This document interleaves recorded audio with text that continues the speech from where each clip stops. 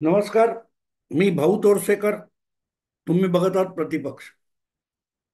मित्रांनो, सध्या जे बाटलीतून भूत बाहेर आलेलं आहे, तुमच्या दिशा सालियन आणि सुशांत सिंग राजपूत यांच्या संशयास्पद मृत्यूचं प्रकरण जे परत उकरून काढण्यात आलेलं आहे.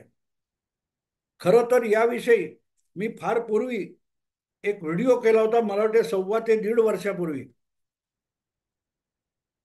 आणि मला ही अपेक्षा होती हे कधीतरी होईल. शक्य झालं तर ती लिंक शोधून मी या व्हिडिओच्या खाली ती लिंक टाकीन की मी काय म्हणालो होतो तेव्हा. मला आठवतं, साधारण 1-1.5 वर्षापूर्वीची गोष्ट आहे.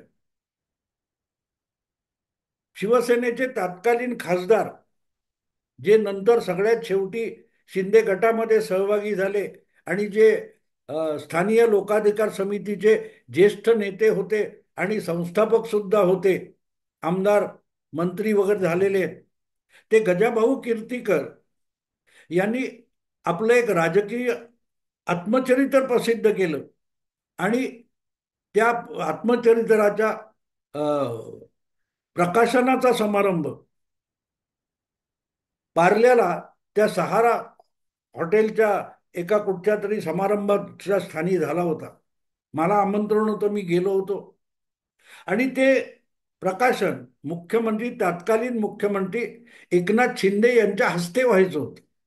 पण एकनाथ शिंदे मला वाटते औरंगाबाद किंवा कुठच्या तरी कार्यक्रमाला गेलेले असल्यामुळे आणि तिथून परतायला उशीर झाल्यामुळे ठरल्या वेळेपेक्षा खूप उशिरा पोहोचले.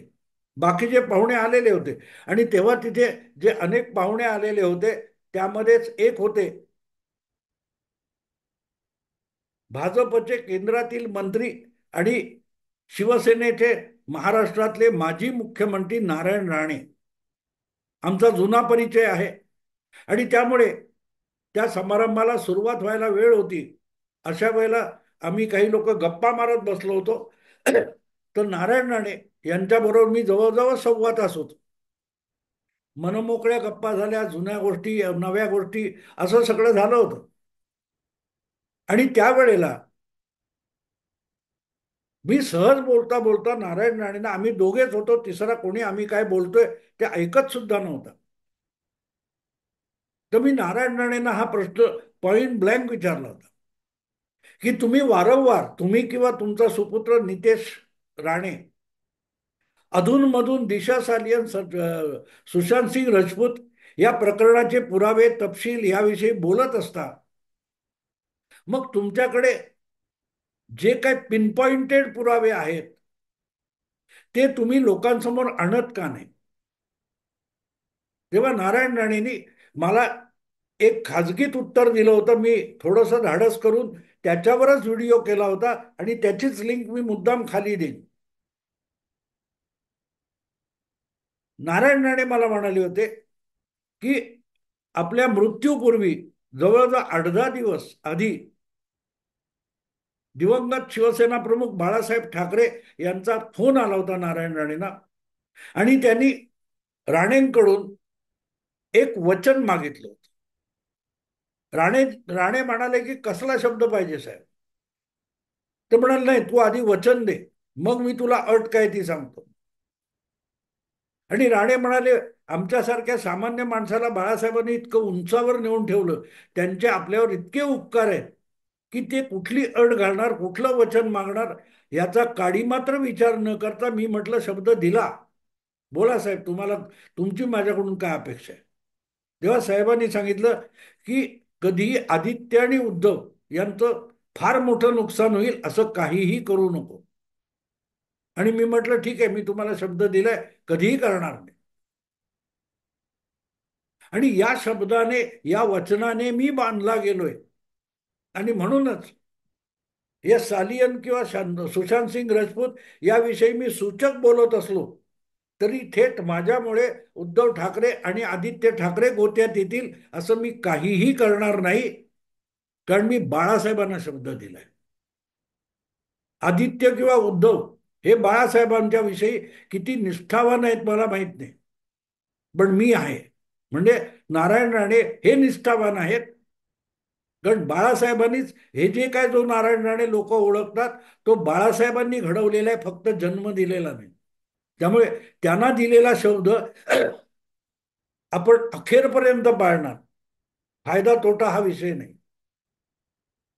ह्या बोलण्याचा अर्थ सरळ होता की पुन्हा पुन्हा डिवचल्यासारखं दिशा सालियन किंवा सुशांत सिंग राजपूत याविषयी उल्लेख करणारे, सूचक बोलणारे नारायण राणे यांच्याकडे या पिता पुत्रांना अडकवण्यासारखं काहीतरी भरभक्कम पुरावा आहे. पण ते शब्दाने बांधले गेल्यामुळे चकार शब्द याविषयी बोलणार नाहीत. आणि जेव्हा हे खाजगीतला असून सुद्धा मी त्यावर व्हिडिओ केला होता, पण नारायणरावांनी कधी माझ्याकडे फोन करून नाराजी सुद्धा व्यक्त केली नाही. मनमोकळं बोललं होतं. आणि नारायण राणे हे ज्या ज्या वेळेला या विषयावर बोललेत ते आठवून बघा. नितेश राणे बोललेत ते आठवून बघा की दिशा सालियन तिच्या कॉलनीमध्ये येणाऱ्यांचे जाणाऱ्यांची जी काही रजिस्टर नोंद होते व्हिजिटर्सची, त्यातली पानं का फाडली गेली त्या रजिस्टरमधली.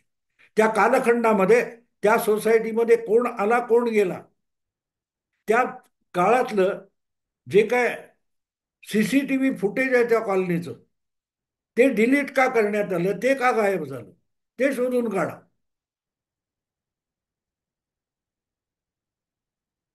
त्या ती जी घटना आहे दिशा सालियनच्या मृत्यूची, त्यावेळेला त्याच्या आसपास 2-4 तास, 6 तास त्या परिसरामध्ये कोणाकोणाचे फोन ऍक्टिव्ह होते, त्या परिसरामध्ये त्यांच्या टॉवर लोकेशन शोधून काढा. हे जे मुद्दे नारायण राणे सातत्याने मांडत आले, आज दिशा सालियन हिच्या वडिलांनी जवळजवळ 5 वर्षानंतर, 4.5 वर्षानंतर हा विषय याचिकेच्या द्वारे कोर्टात सादर केलाय. त्यामधले मुद्दे तपासून बघा. त्यांनी नेमके नारायण राणे किंवा नितेश राणे जे सातत्याने बोलत होते, जे मुद्दे मांडत होते, ते मुद्दे घेऊनच ही याचिका सादर केलेली आहे कोर्टामध्ये. आणि आता मी बोलतोय त्याच्यापूर्वी आलेली बातमी अशी की ती याचिका रजिस्टर करून घेण्यात आलेली आहे. सुनावणीला कधी येईल बघू, पण दाखल करून गेले. याचा अर्थ हा विषय आता अधिकाधिक सरकत जाणार. पण मुद्दा असा आहे की काही लोकांनी शहाणपणा केलेला आहे की 5 वर्ष उलटल्यानंतर दिशा साली यांच्या वडिलांना अचानक आत्ता जाग कशाला आली. गोष्ट साधी असते मित्रांनो. दिशा सालियनच्या वडिलांना आज अचानक जाग आली असं विचारणारे सगळे उद्धव ठाकरे यांच्या समर्थनासाठी उभे आहेत, यात शंका नाही. यात शंका नाही.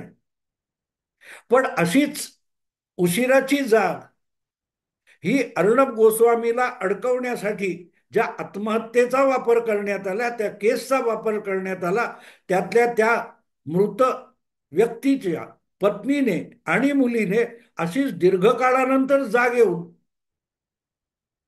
पुन्हा कारवाईची मागणी केली होती. विसरू नका, ती तर केस होऊन कोर्टाने क्लोज केलेली केस होती, याची तर सुरुवातच झालेली नाही. अगदी अर्णब गोस्वामी प्रकरणामध्ये ज्या व्यक्तीच्या आत्महत्येला प्रवृत्त केल्याचा आरोप होता, त्या व्यक्तीच्या पत्नीने आणि मुलीने ही सगळी तक्रार करण्याच्या आधी शरद पवारांची भेट घेतल्याचे फोटो सुद्धा पब्लिश झालेले होते. आणि कोर्टाची परवानगी घेऊन क्लोज केस ओपन करावी लागते. ती कोर्टाची परवानगी न घेता ती केस ओपन करण्यात आली होती. तरी त्याकडे डोळेझाक करणारे आज विचारतात की दिशा सालियनच्या वडिलांना 5 वर्षांनी का जाग आली. साधी सरळ गोष्ट आहे. ज्या कारणास्तव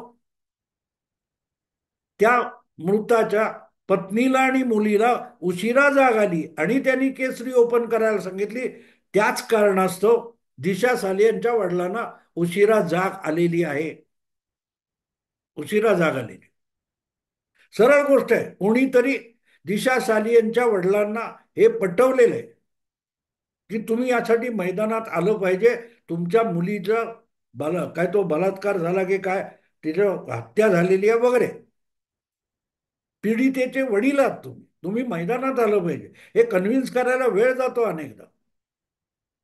अर्थात कन्व्हिन्स करणारे आहेत ते मोठे न्यायाचे भक्त आहेत असं मी बिलकुल समजत नाही. ते सुद्धा राजकारण खेळत असतील. तुम्ही जर त्या अर्णब गोस्वामीच्या विरोधात एका आत्महत्येला उकरून काढून राजकारण खेळलात ना, मग आज दुसऱ्यांनी तसंच गडे मुद्दे उखाडलीये, तो रडायचं कारण काय? जे डाव तुम्ही खेळता ते डाव समोरचा सुद्धा खेळू शकत असतो. आणि म्हणून मग हे सगळं दिशा सालियन सुशांत सिंग राजपूत प्रकरण आहे, हे उकरून काढण्यात आलं असलं तरी यातली अनेक पात्र मी बघतो तेव्हा मला असं वाटतं की यांचा बोलविता धनी कोणी वेगळा आहे. जितक्या उत्साहामध्ये उद्धव ठाकरे अखंड शिवसेना असताना, मुख्यमंत्रीपद हाताशी असताना जितक्या उतावळेपणा ते आणि त्यांचे सहकारी बोलत होते, अनिल परब तर हाऊसमध्ये सुद्धा, सभेत सुद्धा तावातावाने विरोधी पक्षांवर आरोप करत होते सचिन वाझेची बाजू घेऊन. तेवढा मूर्खपणा आज जो कोणी हा सगळा खेळ करतोय तो माणूस करताना दिसत नाही. लोकांच्या नजरेत न येता या सगळ्या प्रकरणामध्ये, दिशा सालियन आणि सुशांतच्या प्रकरणामध्ये कोणीतरी पडद्यामागे राहून सूत्र हलवतोय याविषयी माझ्या मनात तरी शंका नाही. अत्यंत सिस्टमॅटिक. तुम्हाला आठवत असेल की रशीद खान पठाण नावाचा जो सुप्रीम कोर्ट आणि ॲडव्होकेट असोसिएशन वगैरे काय आहे त्याचा प्रमुख आहे, त्याची याचिका घेऊन निलेश ओझा नावाच्या वकिलांनी सगळ्यात आधी हायकोर्टात धाव घेतलेली आहे. त्याला आता वर्ष दीड वर्ष होऊन गेली, त्याची सुनावणी होत नाही. आणि ती याचिका दाखल केल्यानंतर धावत पळत आदित्य ठाकरेंनी यांनी सुद्धा कॅव्हिएट दाखल केलं, हस्तक्षेप याचिका दाखल केली होती. याचा अर्थ त्या याचिकेमध्ये जे मुद्दे आलेत त्यांनी ठाकरे पितापुत्र हडबडून गेलेले आहेत, अन्यथा त्यांनी हस्तक्षेप याचिकेला जायला नको होतं. पण निलेश ओझा आणि राशीद खान पठाण यांच्याकडून जेव्हा पुढे ढकललं जात नाहीये, आपल्या याचिकेला वजन आलं पाहिजे. हायकोर्टात सुद्धा, हायकोर्टात आता मी बोलायची गरज नाही, सध्या दिल्ली हायकोर्टाच्या एका न्यायमूर्तीचं प्रकरण समोर आलेलं आहे. आणि दीड वर्षापेक्षा अधिक काळ निलेश ओझा आणि रशीद खान पठाण यांची याचिका सुनावणीला सुद्धा घेतली जात नसेल तर मग दिल्ली हायकोर्टाच्या न्यायमूर्तीकडे पैसे आले कुठून या प्रश्नाचं उत्तर मिळतं.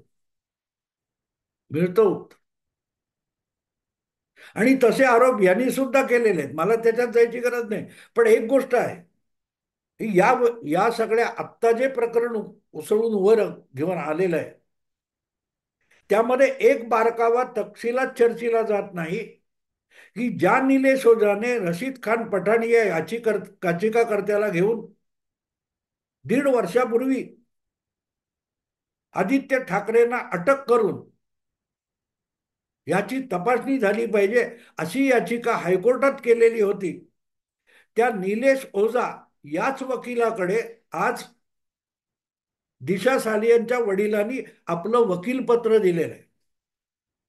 म्हणजे ज्यांनी ओरिजिनल याचिका केली त्याच्या याचिकेत थेट तुमचा काय संबंध असा प्रश्न विचारला गेला तर त्या याचिकेला वजन यावं म्हणून दिशा सालियनच्या वडिलांना सतीश सालियन यांना मैदानात आणलेलं आहे. आणि वकील कोण आहे? निलेश ओझा.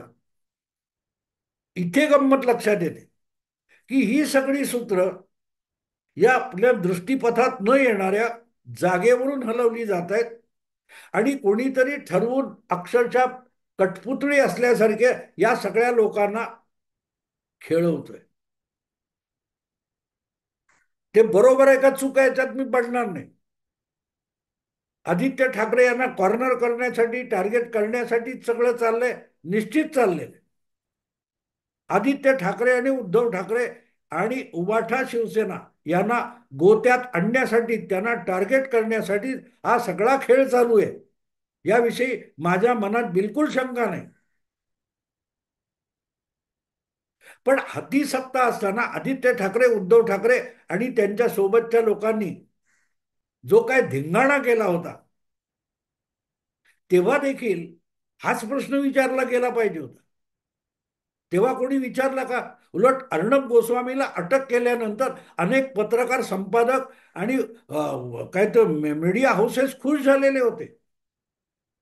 अर्णबला अटक करणाऱ्या परमवीर सिंग यांच्या कौतुकाने मुलाखती घेतल्या जात होत्या. आठवतं? इंडिया टुडे, आज तक, टाइम्स नाऊ या लोकांनी परमवीर सिंग यांच्या अगत्याने मुलाखती घेतल्या होत्या आणि टीआरपी मध्ये अर्णब गोस्वामी कसा फसलेला आहे या सगळ्या तपशीलवार मुलाखती दाखवणारे सुद्धा संपादक, पत्रकारच होते. पण अर्णब गोस्वामीने उचललेला मुद्दा दिशा सालियनचा होता. तेव्हा आज गंमत मला अशी दिसते की हे दिसतं तितकं सोपं प्रकरण नाहीये. दिसतं तितकं बोलविता धनी कोणीतरी वेगळा असतो. काल परवा ज्या प्रतिष्ठेच्या निवडणुकीमध्ये 10 वर्ष दिल्लीचा मुख्यमंत्री असलेले केजरीवाल हे जमीनदोस्त होऊन गेले. त्यामध्ये सगळ्यात मोठा विषय त्यांच्या अटकेपर्यंत गेलेला हा शराब घोटाळा होता. सगळा काय ते खापर त्यांनी भाजप, मोदी, शहा यांच्यावरच फोडलं. ईडी, सीबीआयवर फोडलं, भाजपवर फोडलं. पण एक गोष्ट लक्षात घेतली पाहिजे, अरविंद केजरीवाल किंवा मनीष सिसोदिया यांचा जो शराब घोटाळा आहे त्या घोटाळ्याची मूळ तक्रार काँग्रेसच्या एका नेत्याने केलेली आहे, भाजपवाल्यांनी केलेली नाही. आणि इथे सुद्धा मी तुम्हाला एक गोष्ट सांगेन, मला जे वाटतं ते की ती सुद्धा काँग्रेस पक्षाने एक धोरणात्मक बाजू म्हणून अरविंद केजरीवाल मुख्यमंत्री दिल्ली आणि सिसोदिया उपमुख्यमंत्री यांना गोत्यात आणण्यासाठी तो ती तक्रार केली होती असं मी बिलकुल मानत नाही. नेता काँग्रेसचा असेल पण त्याला भाजपने फूस लावून ती तक्रार करायला लावली नसेल असं मला बिलकुल वाटत नाही. त्यामुळे पाहुण्याच्या हाताने विंचू मारणं अशी जी काय आपल्याकडे म्हण आहे तिच्याकडे गंभीरपणे लक्ष द्या. मग कळेल की अरविंद केजरीवालला गोत्यात घालण्यासाठी काँग्रेसच्या एका नेत्याला तक्रार करायला लावून त्या तक्रारीवर थेट कारवाई ईडी आणि सीबीआय कडून झाली तरी खापर भाजपवर फुटू शकत नाही अशी परिस्थिती होती. तेव्हा आज उबाठा शिवसेना आणि त्याचे सर्वोच्च नेते पिता पुत्र उद्धव आणि आदित्य हे गुंतलेत. त्यांना गुंतवणारे लोक वेगवेगळे दिसत आहेत. पण या सगळ्यांना कठपुतळीसारखा कोणतरी हलवत असेल. इतका उद्धव ठाकरे यांचा राग आणि उद्धव ठाकरेंना कोणाविषयी राग तर कोण आहे? जितके एकनाथ शिंदे आहेत त्याच्यापेक्षाही आधीपासून नारायण राणे. आठवतं तुम्हाला? नारायण राणेंना जेवायला बसले असताना उचलून जेवणाच्या ताटावरून उचलून अटक केली होती उद्धव ठाकरेंनी. मग आपल्याकडे असलेले पुरावे समोर फेकून उद्धव ठाकरेंना थेट गोत्यात आणण्याचं पाप किंवा कृती नारायण राणे का करत नाहीत? त्यांनी मला सांगितलं, मी वचन दिले, साहेबांना शब्द दिलाय. बाळासाहेबांना दिलेल्या शब्दाला बांधील राहून नारायण राणे थेट या प्रकरणात समोर येत नाहीत. पण कशावरून? नारायण राणे ही सगळी पात्र हलवत नाहीत असं पण म्हणता येणार नाही. नारायण राणे, नितेश राणे हे जितक्या सातत्याने या पक्षाचा पाठपुरावा करत राहिले पण थेट आपल्याकडून काही देत नव्हते. त्याचं एक कारण असू शकतं की साहेबांना दिलेला शब्द मोडायचा नाही. पण या दोघांना, पिता पुत्रांना धडा तर मिळाला पाहिजे, ही भूमिका असू शकते. आणि म्हणून आज सतीश सालियन, दिशा सालियनचे वडील मैदानात आले असतील तर निलेश ओझा त्यांची याचिका आणि दिशा सालियनचे कुटुंबीय यांना एकत्र आणण्यासाठी कोणीतरी प्रयास केलेला असू शकतो. कदाचित ते नारायण राणे किंवा नितेश राणे असू शकतात.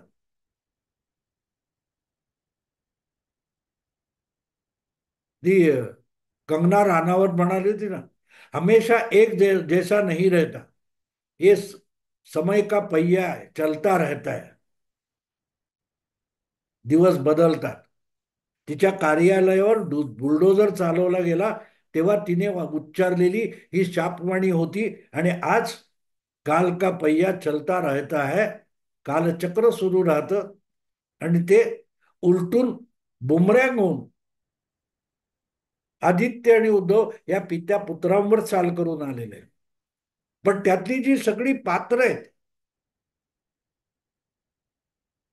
ही त्यांच्यामधला समन्वय साधणं आणि त्यांच्याकडून काही करून घेणं, पण आपण समोर न येणं,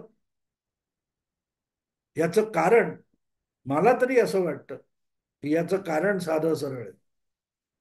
ते कारण म्हणजे बडद्या आडून सूत्र हलवायचे.